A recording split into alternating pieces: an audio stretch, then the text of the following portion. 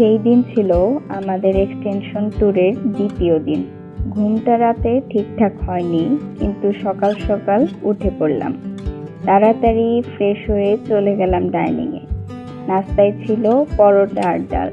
শুনতে সাধারণ হলেও খাবারটা ছিল বেশ মজার। নাস্তার পর বান্ধবীরা মিলে একটু হাঁটতে বেরোলাম, কারণ কাল রাতে অন্ধকারে কিছুই দেখা হয়নি। সকালে আলোয় চারপাশটা যেন একদম নতুন লাগছিল। সেই সঙ্গে চলছিল টুকিটাকি ছবি তোলা আর গল্প করা।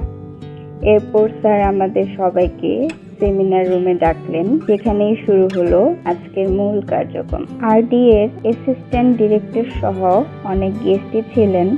তারা আমাদের সাথে কথা বললেন, আমাদের পরিচয় নিলেন, তাদের এক্সপিরিয়েন্স গুলো আমাদের সাথে শেয়ার করলেন, আমাদেরকে মোটিভেটেড করলেন, এবং কি সামনে কিভাবে আমরা আমাদের জব সেক্টর গুলো বাছাই করব তার একটা সুন্দর ধারণা দিয়েছেন। যারা আছো তোমরা পড়ালেখা অনার্স করার পরে মাস্টার্স করবে, ম্যাক্সিমাম মাস্টার্স করবে, এটা আমি বিশ্বাস করি। হয়তো হাতে গোনা কিছু বিভিন্ন কারণে চলে যাবে। মাস্টার্স করার পরে তোমরা এগুলো শুনতে শুনতে বসে থাকতে থাকতে একটু ক্লান্তই লাগছিল। তারপর বেলা 12টার দিকে হালকা নাস্তা দিল, সিঙ্গারা আর পুরি। নাস্তার পর আবার সেমিনার শুরু। তারপর 1:30টার দিকে লাঞ্চ ব্রেক পেয়ে আমরা যেন হাঁপ ছেড়ে বাঁচলাম।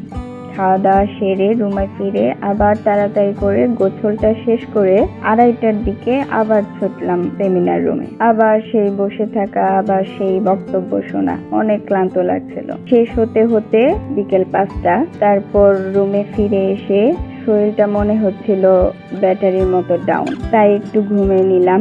রাত 7:30টার দিকে আবার যেতে হয়েছিল সেমিনার রুমে রিপোর্ট লেখার জন্য। যেন দম নেওয়ার মতো সময় নেই। রিপোর্টটা শেষ করে সবাই মিলে রাতের খাবার খেলাম। তারপর রুমে ফিরে সব গুছিয়ে নিলাম।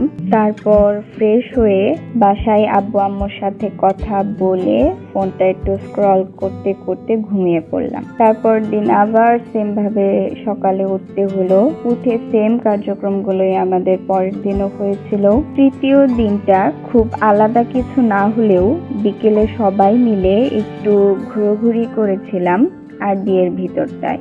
এইভাবেই কেটে গেল আমাদের এক্সটেনশন ট্যুরের দ্বিতীয় ও তৃতীয় দিন। নতুন কিছু শিখেছি, একটু বিরক্ত হয়েছি, আবার ঘুরেছিল। সব মিলে এক নতুন অভিজ্ঞতা। ভিডিওটি ভালো লেগে থাকলে অবশ্যই লাইক করবেন এবং আপনার মতামত জানাতে পারেন। আরো এমন ভিডিও যদি আপনারা পেতে চান তাহলে অবশ্যই আমার পেজটাকে ফলো করবেন।